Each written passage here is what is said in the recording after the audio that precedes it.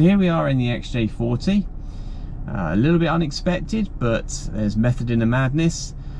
Previous viewers would have seen perhaps the Mercedes CLK video we did, plus the Mercedes UK car club footage from Hatton, and something called a German collection. So you would have thought that perhaps the next logical car to cover would have been our BMW.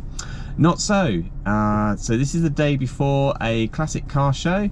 We're going to the Rutland Classic Wheels. We're going with the Jaguar Enthusiasts Club local Northants region, so it felt appropriate, given that XJS is still in the garage, that we bring out XJ40.